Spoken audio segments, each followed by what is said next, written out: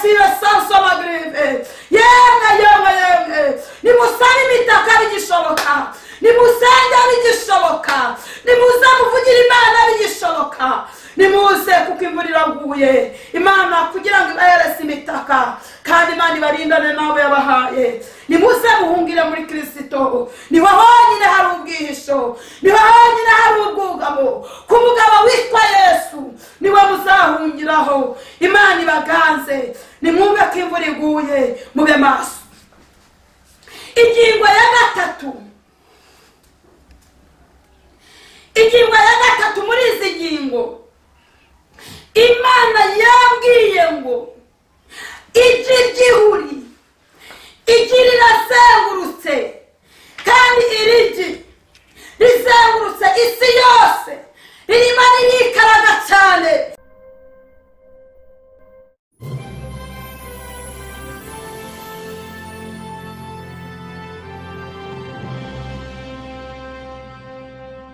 Nongeye kubasuhuza kuyogeza butumwa TV ndabasuhuje mu izina rya Yesu. Amazina yanjye nitwa Mujamara Kerere, ndi umudamu mfite abana 3 n'umugabo. Imana ya Isiraheli nihabwe icyubahiro. Iki gitondo cyiza ni gitondo Imana iduhaye, ni gitondo cyo kugira ngo twongere twibuke.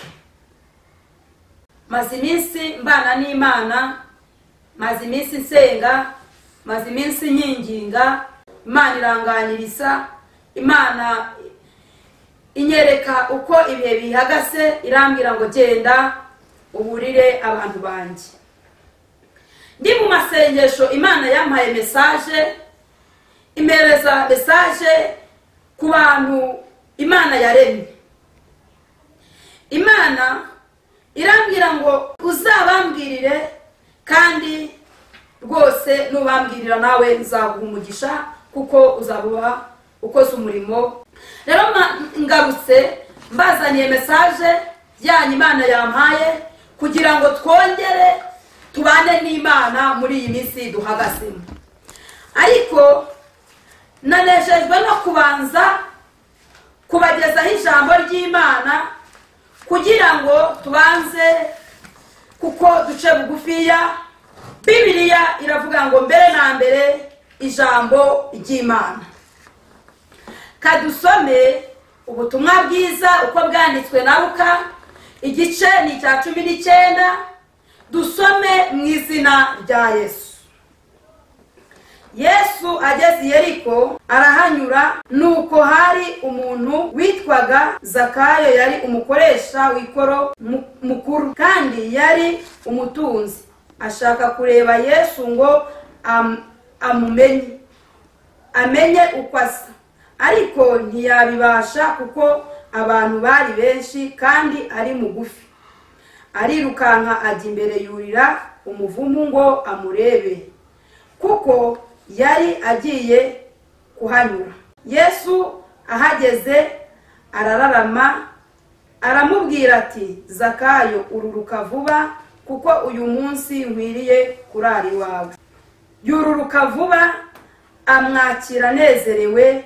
Abantu bose babibonye barabyivovotera bati, dorere agiye gucumbika umunyabyaha. Imana ishimwe. Umurongo wa 10 handitse ngo kandi umwana w'umuntu yazanywe no gushaka no gukiza icyari cyabazimiye. Zakayo Bibiliya itubwira yari umukoresha w'ikoro, kandi uyu mukoresha w'ikoro yakoraga imirimo myinshi, yarasoreshaga, yahuraga n'abantu benshi, ariko ntabwo yigeze abikiranukamo kuko abantu benshi bamubonagamo ikibazo, kuko uyu Zakayo ibyo yakoraga ntabwo yabashije kubikiranukamo. Ariko igihe kimwe yumva inkuru yuko Yesu ari gutambuka, yuko Yesu abantu bari kumugiriraho umugisha, kuko Yesu yaje nawe umutima w'umwebeza kujya kureba kuri Yesu. Yumva afite inyota, kandi koko byari bikwiriye kuko ibyo yabagamo byamwemezaga neza abashe kugira icyo yirongera kuri uyu mugabo witwa Yesu. Zakayo yaragiye asanga abantu ni benshi cyane, asanga abantu barimo barabyigana, kuko ahantu Yesu ahagaze bijyanga bikunde abantu barabyigana, ngo abantu barabyigana. Zakayo ahageze asanga abantu ni benshi, asanga ni mugufiya, abura uko areba kuri Yesu, abura uko yamwegera, kubera ko ubugufi yari afite ntabwo bwamwemereraga kureba Yesu kubera abantu bari bahari. Ngo ariko umutima wiwe uramwemeza, uramubwira ngo Zakayo, abantu ni benshi, nyura hariya ugenda ujya imbere, numara kujya imbere hari igiti cy'umuvumu, ucyurire Yesu nahagera, nubwo abantu baba ari benshi, Zakayo urabasha kureba kuri Yesu. Ngo Zakayo arirukanka, Bibiliya nikivuga iravuga ngo yurira igiti cy'umuvumu, ngo arangije ngo areba hasi, acungana no kureba kuri Yesu, ngo Yesu nawe arimo agenda, ngo ahageze ngo kugenda biranga. Yesu ashimwe. Ngo ahageze kugenda biranga, ngo Yesu arahagarara yibaza impamvu adakomeza, ngo ariko kuko umunsi wo gutabarwa kwa Zakayo wari wandeze, ngo Yesu arahagarara. Ngo amaze guhagarara, ngo arebe hirya no hino, ngo yumva ntabwo biri kwemera, ngo ariko yubuye amaso arebye hejuru, ngo habona umugabo witwa Zakayo, aramubwira ngo Zakayo ururuka, kuko uyu munsi ni burari wawe, Imana nituganze. Ngo Zakayo aruruka vuba, ngo amaze kururuka vuba, ngo Yesu amwakira anezerewe cyane. Imana idufashe. Yesu yamwakiriye anezerewe, Yesu yamwakira atarebye ku byo akora, Yesu yamwakira atarebye ku byo yagisemo, ahubwo yamwakiriye anezerewe. Ngo abantu babibonye babandi barabyivovotera, baravuga ngo dorere, ngo Yesu agiye gucumbika ku munyabyaha. Ni gute Yesu yabura kujya kurara hariya, ni gute yabura kujya gutaha hariya, akaba agiye gucumbika ku munyabyaha. Imana ituganze. Imana ntabwo ikunda nk'uko abantu bakunda, kandi ntabwo igiza ifite misiyo nk'iyo abantu bafite. Yesu we yari afite misiyo. Imana ishimwe. Yari afite misiyo, ariko abantu bareba nk'abantu bari bazi ko bitashoboka. Yesu yari afite misiyo. Baravuga ngo dore agiye ku munyabyaha. Ngo Zakayo yururuka vuba, Yesu amwakira mu munezero. Ngo amaze kumwakira, Zakayo aramubwira ati databuja, yaba abanambuye, yaba abakene ndabaha inkubye kane, abanambuye ndabakubira. Zakayo avuga amagambo menshi. Yesu arangije aramubwira ngo Zakayo, haleluya. Yesu aramubwira ati uyu munsi agakiza kaje mu nzu, kuko nawe uri umwana wa Aburahamu. Imana nituganze. Nawe uri umwana wa Aburahamu, nubwo uri muri Bibiliya uri umwana wa Aburahamu. Aramubwira ati Zakayo rero, njyewe ntabwo nasabwe na biriya abantu batekereza, ahubwo nasabwe no gushaka ndetse no gukiza icyari cyarazimiye. Imana ituganze. Nasabwe no gushaka no gukiza icyari cyarasimiye, nasabwe no gushaka no gukiza icyo abantu bataye, icyo abantu babona ko byarangiye, nicyo cyazanye Yesu. Mwibuke ko Yesu iyo ari muri misiyo nta kindi kintu arebaho. Mwibuke ko Yesu yasize intama 99, intama imwe yari yasimiye. Yesu izo ntama nizo zari nyinshi, nizo yagombaga gukurikirana, ariko kuko afite misiyo yo gushaka no gukiza icyari cyarasimiye, afite misiyo yo gukura abantu ahantu basibiriye, akabagarura akabasubiza mu ntama. Aravuga ngo nasabwe no gushaka no gukiza icyari cyarasimiye. Imana ya Isiraheli nituganze. Haleluya. Yazanywe no gushaka no gukiza icyari cyarasimiye. Rero reka mwinginge, aho wasimiriye, ahantu uri kubona bitari kugenda neza, umva ko Yesu ni wowe ashaka. Yesu arashaka abanyabyaha, Yesu arashaka abanakiza, Yesu arashaka abantu yongera kobora akabagarura akabazana mu nzu y'Uwiteka. Imana nituganze. Mwakire neza ijambo ry'Imana. nk'uko Imana yari duteguriye. Muritekerezeho neza, mwibase uyu Zakayo Yesu yaje aje gushaka no gukiza ibyari byarazimiye. Mwibuke neza, mutekereze ukuntu agakiza kongeye kwinjira mu nzu ya Zakayo, kandi babona umugisha n'inzu yose. Imana nituganze izina rya Yesu. Kadusenge Imana kugira ngo mbageze. Turagushimiye Mana, tugushimiye kubwo kugira neza kwawe, tugushimiye kuko uri Imana itagihinduka, tugushimiye kuko uri Imana ivuga bikaba, wategeka bigakomera.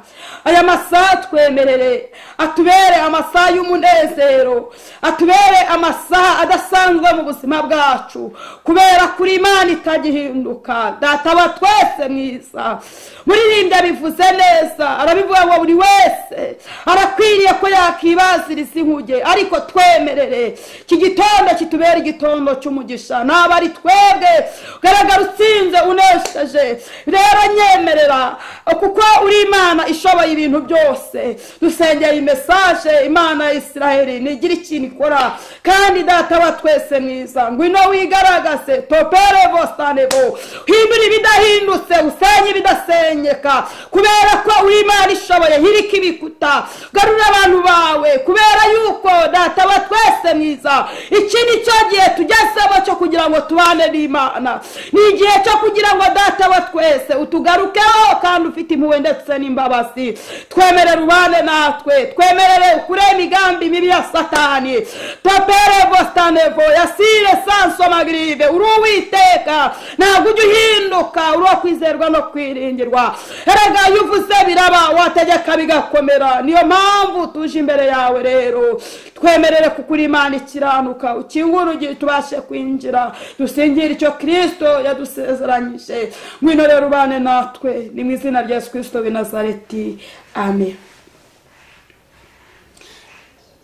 Imana ishimwe, kandi Imana ya Isiraheli ihimbazwe kubw'uyu muririmbyi mwiza Imana iduhaye. Masimisi ndi mu masengesho, senga Imana n'inginga Imana, kubera ko turi mu minsi yo gusenga, turi mu minsi yo kongera kwinginga Imana, Imana ikatugarukaho. Nari masimisi rero n'inginga Imana, nyibaza uko bimeze, kubera ko twebwe hari ukuntu umuntu aba ari kureba bikamutera gusenga, hari ibihe umuntu aba ari kureba bikamutera gusenga. Nanjye nafashe ibihe ndasenga n'inginga Imana, Imana nyigiraho umugisha. Imana iransura, imaze kunsura Imana impa message, irambwira ngo genda uyigeze ku bantu. Message Imana yampaye ni yanjye, ni yawe, ni y'Abanyarwanda, ni y'isi yose. Imana ituganze. Rero unyemerere ufungure umutima wawe kugira ngo iyi message uyakire, kandi Imana ya Isiraheli ibigushigikiremo, kubera ko jambo ryarambye ngo ntago twashobora, ariko twashobozwa na Kristo uduhereza imbaraga mu izina rya Yesu. Rero reka mbagezeho iyi message mu izina rya Yesu Kristo. Imana ntago igihinduka, kandi Imana ya Isiraheli uko yari iri kera na n'uyu munsi niko Imana iri, uko yakoraga na n'uyu munsi niko Imana ikora. Ntabwo Imana ihinduka nk'uko abantu babitekereza. Imana uko yari iri kera na n'uyu munsi niko Imana yacu imeze. Imana ishimwe. Imana nta gakiza k'ubwoba ifite muri ino minsi, no mu minsi izaza, no mu minsi yashize. Nta gakiza k'ubwoba Imana ifite, kandi Imana ya Isiraheli ntabwo igihinduka. Uko abantu bibwira, uko abantu bari kwikorera bafite ubwoba, uko abantu bafite impungenge, Imana yambwiye ngo mbabwire ngo nta gakiza k'ubwoba Imana ifite. Shira uko ubwoba ukorera Imana. Imana niyo izaguhemba, Imana niyo izi ibyo ukora, kandi Imana ya Isiraheli niyo itabara. Rero shira uko ubwoba, kubera ko nta gakiza k'ubwoba Imana ya Isiraheli ifite. Reka tugere muri izi ngingo, tugere ku ngingo ya mbere. Imana yambwiye ngo mbwire abantu, Satani yazanye umwuka wo gusenya ingo, kandi ingo zubakiye cyane cyane kuri Kristo, izo ngo nizo Satani ari gutunga urutoki. Satani yasanye umwuka wo kuzisenya cyane cyane yiyoberanyirije mu nzira yitwa ubusambanyi. Abantu bari gusambana, abagabo bari gusambana basize abagore mu nzu, abagore bari gusambana basize abagabo mu nzu. Uwo ni umwuka mubi Satani yazanye wo kugira ngo asenye, kugira ngo abantu umuntu aho yicaye ajya yicuza kandi arire amarira ayatewe na mugenzi we. Uyu mwuka w'ubusambanyi Satani yarawuzanye, agira n'imihigahiga, aravuga ngo nisenye ingo zingana n'ibihumbi runaka nzaba nesheje umuhigo. None abantu bari gusambana ntacyo bitayeho, ingo ziri gusenyuka mu buryo bugiye butandukanye. Reka mbabwire mwebwe muri guca inyuma y'ingo zanyu, wowe uri kujya gusambana usize umugore wawe mu nzu, wa mugore we uri kujya gusambana usize umugabo wawe mu nzu, topere gostanebo yasire sansoma. Reka nkubwire icyo Imana yavuze. Imana yambwiye ngo nkubwire ngo Imana ije kuguhana. Wa mugabo we uri gusambana usize umugore mu nzu, Imana yambwiye ngo nkubwire ije kuguhana. Wa mubyeyi we garukiraho ngaho, kuko Imana ije kuguhana kandi iraje ntabwo itinze, kuko ibyo wakoze byarayibabashe. Waragiye urasambana uragaruka urarana n'uwo Imana yaguhaye, warasezeranye uravuga ngo uyu nguyu Imana irakurahira zirakubwira ngo aka ni akara ko mu mara yawe. None dore ibyo utangiye gukora umunyuze inyuma. None dore ubusambanyi aho ugenda burakurangwa. Imana iragutangariza ngo garukiraho ngaho, ariko Imana ije kubahana. Nimwitegure mwicare mubizi ko Imana ije kubahana. Ariko wowe wumvise iyi ngingo, garukira Uwiteka. Wowe wasambanye unyuze inyuma y'urugo rwawe, uce bugufi Imana ikubabarire. Ongera winginga Imana uce bugufiya, wemera ibyaha byawe wakoze Imana ikubabarire. Rero uyu mujinya wa Satani nimugarukire Uwiteka kugira ngo Imana ya Isiraheli ibarwanirire. Ingingo ya kabiri Imana yampaye, Imana yarambwiye ngo genda ubwire abantu, kuko ibyo barimo n'ibyo bahugiyemo, ibyo bari kwirariramo n'ibyo bari gukora bidatunganye. Imana yambwiye ngo genda ubabwire ngo imvura iraguye, kandi imvura iraguye. Topere gostanebo ubabwire ngo imvura iraguye, kuko imvura igiye kugwa. Birabasaba ngo buri muntu wese yisabire ubwugamo, birabasaba ngo buri muntu wese agira ikintu aza kubwira Imana, kuko iyi imvura iraguye kandi izagwa ahantu henshi cyane. Izagwa no ku bantu benshi. Kereka Imana yambwiye ngo kereka abantu bameze gutya, kereka abantu babwiwe n'Imana ko izabarinda, kereka abantu barimo neza kandi abantu batagiye biyandurisha. Kandi Imana irambwiye ngo genda ubabwire ngo abo ngabo abantu bankorera mu kuri no mu mwuka bagakiranuka muri byose, abo ngabo nzabarinda. Ariko ubambwira ngo imvura iraguye, kandi imvura iraguye kandi mubirebesheje amaso yanyu. Imana yambwiye ngo wa mugabo we, imvura iraguye kandi ufite abana, reba neza uko bahagaze.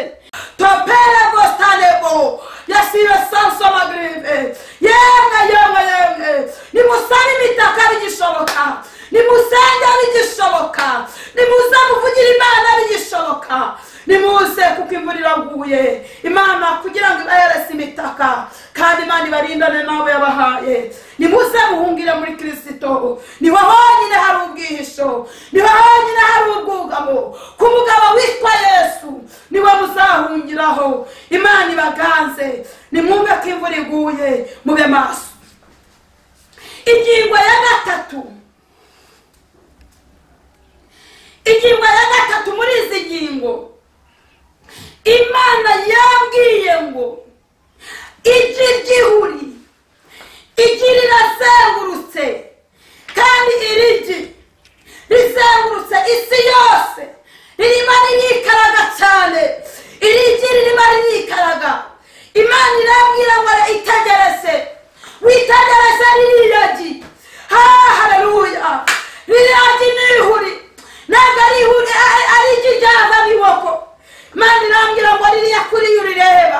niburi kandi rirasengurutse. Imana irambwira ngo ririyagi rero, ririyagi rigeze ku bantu bose, kuko abantu bararangaye, abantu bagiye mu gahuge, none iki gihuri riratambutse.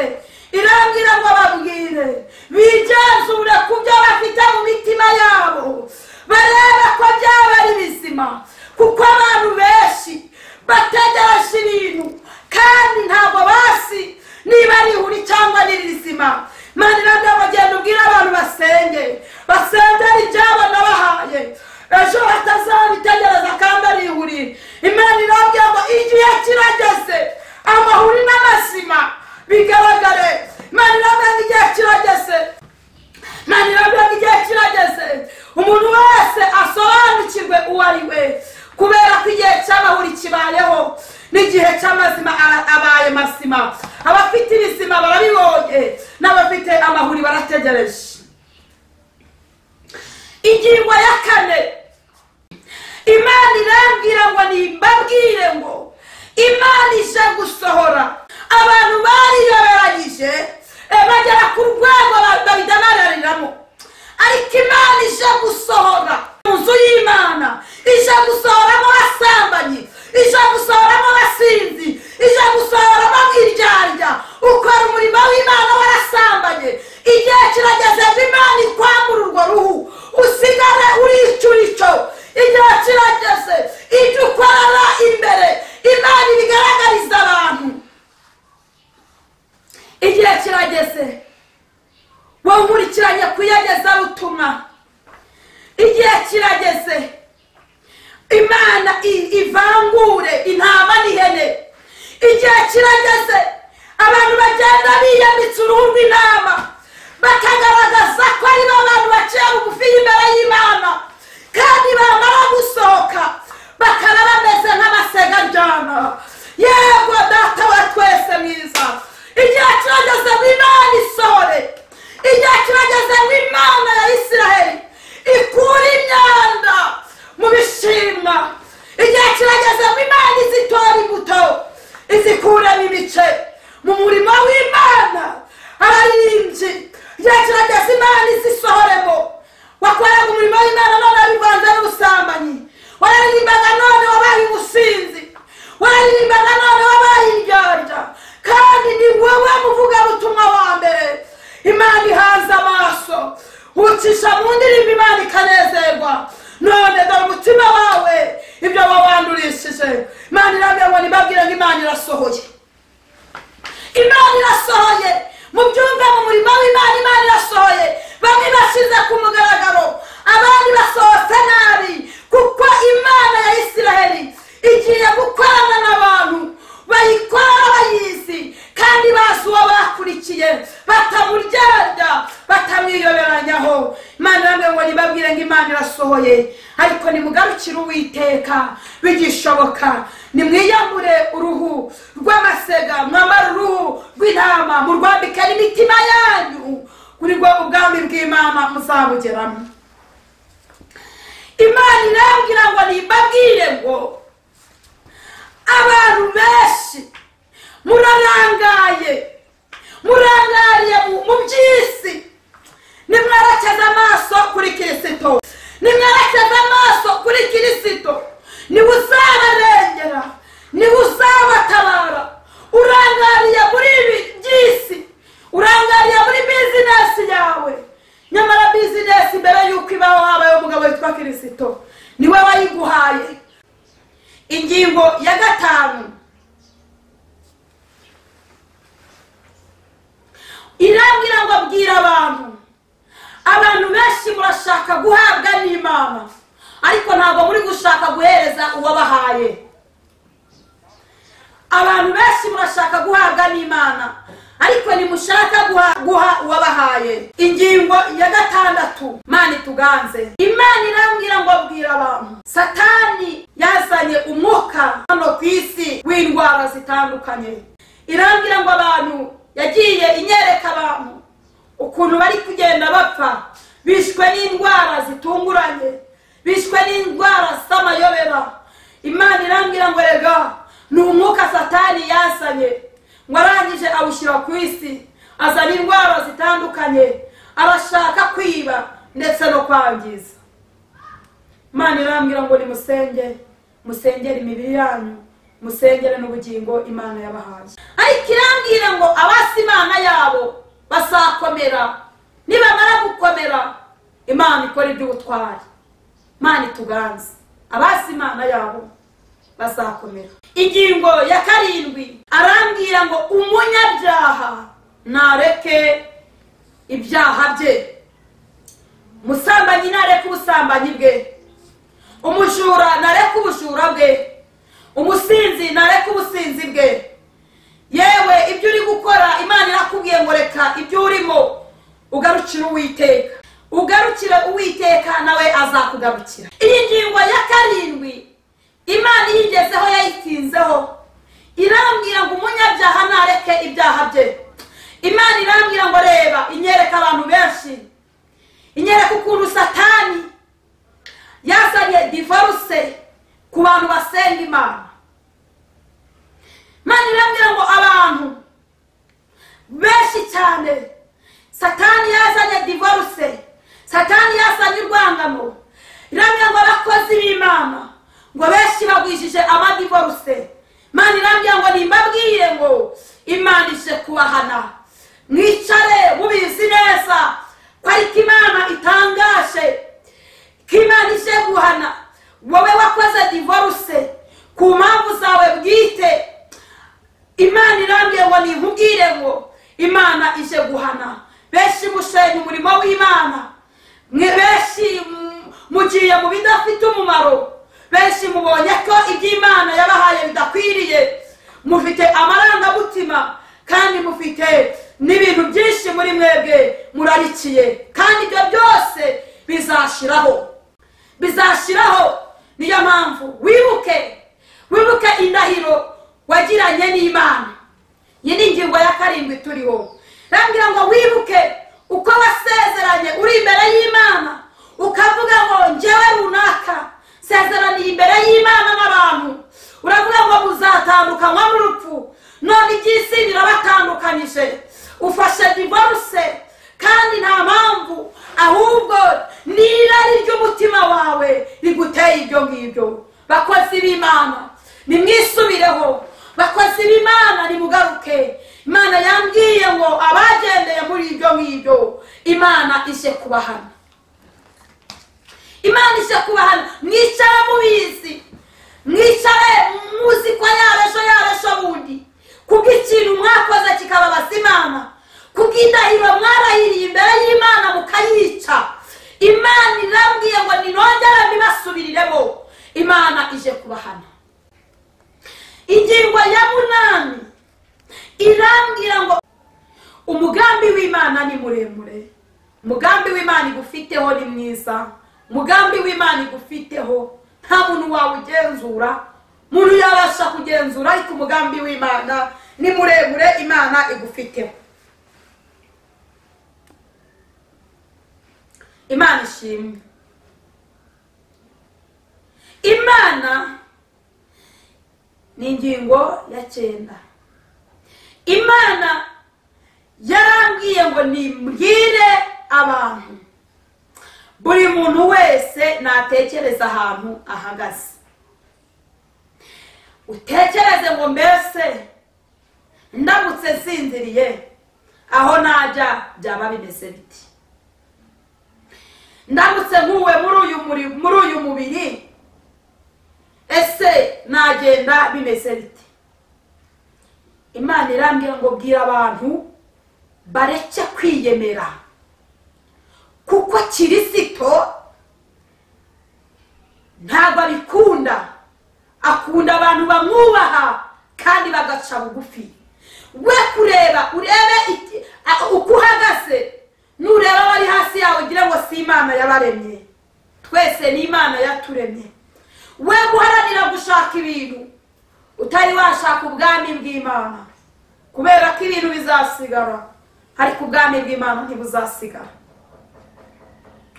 We kugenda wibasa ese iyi business urimo igutwara umwanya ungana gutya, ukaba iminsi 50 3 y'ukwezi uba uri muri bizinesi nta munsi n'umwe uba uri imbere y'Imana. Iyi bizinesi izasigara ariko imbere y'Imana ntabwo hazasigara, tuzagendana naho.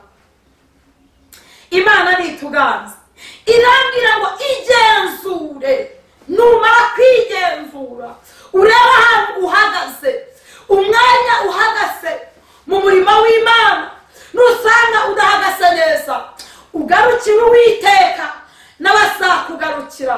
Nurangiza uce bugufiya uvuge ngo icyubahiro ni icya Data wa twese uri mu ijuru, naho icy'abana b'abantu kizarangira. Nuca bugufi Imana ya Isiraheli izakugirira neza. Imana ishimwe. Imana irambwira ngo nimbabwire ngo nimutekereze neza ku mirimo Imana yabakoreye. Tekereza ahantu Imana yagukuye wa mugabo we, tekereza ahantu Imana yagukuye wa mubyeyi we, tekereza ahantu Imana yagukuye wa musore we, tekereza ahantu Imana yagukuye wa mukobwa we. Hatekereze neza. Numara kuhatekereza ureba aho uhagaze uyu munsi. Tekereza ubusambanyi Imana yagukuyemo, tekereza ubusinzi Imana yagukuyemo, tekereza ubwicanyi Imana yagukuyemo, tekereza kwiyoberanya Imana yagukuyemo, yarangiza ikakuzana none urongeye usubira inyuma.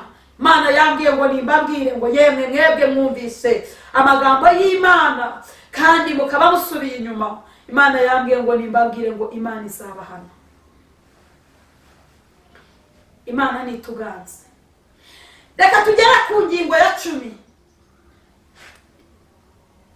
Imana yambwiye ngo nimbabwire ngo gusenga bigamburuza imigambi mibi ya Satani. Imana ishimwe. Gusenga bigamburuza imigambi mibi ya Satani. Gusenga bigira umumaro iyo umuntu abikoranye umwete. Imana ishimwe.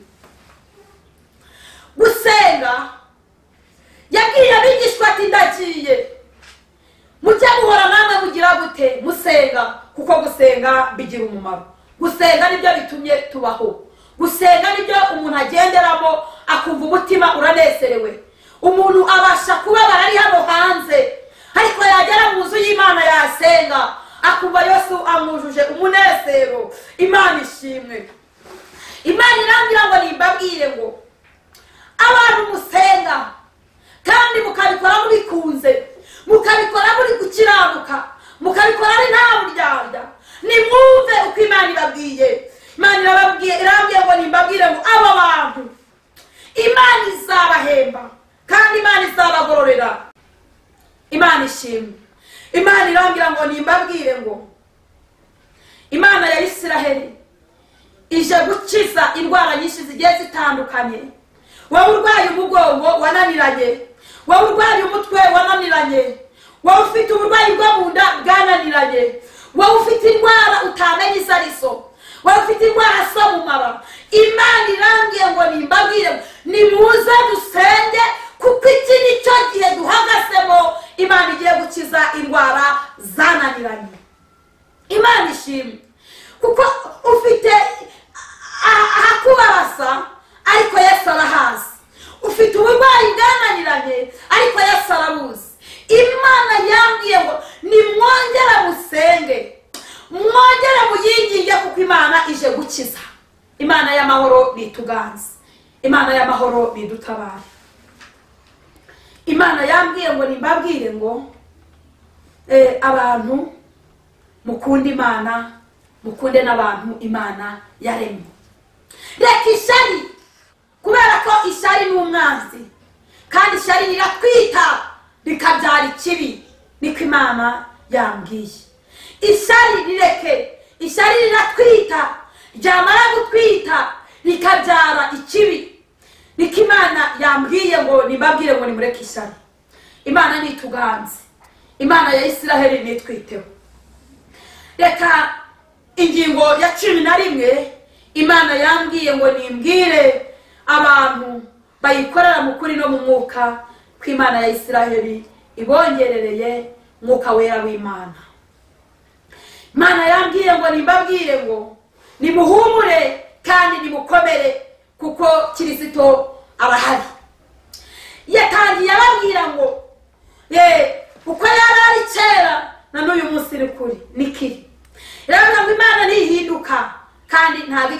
kurimbuka. Imana nitwiteho.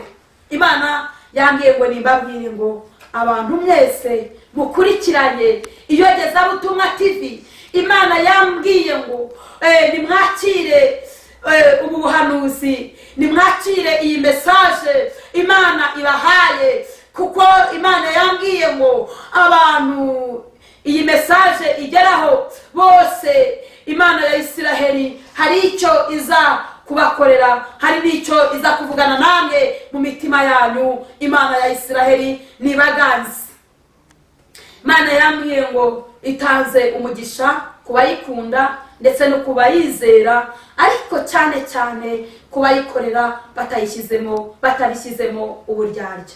Nimwakire message Imana yampaye mu izina rya Yesu Kristo w'i Nazareti. Reka dusenge Imana, reka tuyinginge, reka tuyihamagare. Gusa ndagutangariza ngo wongere ugaruke dusenge, kandi Imana ya Isiraheli izagufasha. Ibingibi byose ikubwiye nuyumvira izagufasha, kandi Imana y'amahoro ikunda abayikunda. Wibuke Imana yatubwiye muri Luka 19, Imana ku murongo wa 10, Imana yatubwiye ngo yazanywe no gushaka no gukiza icyari cyarazimiye.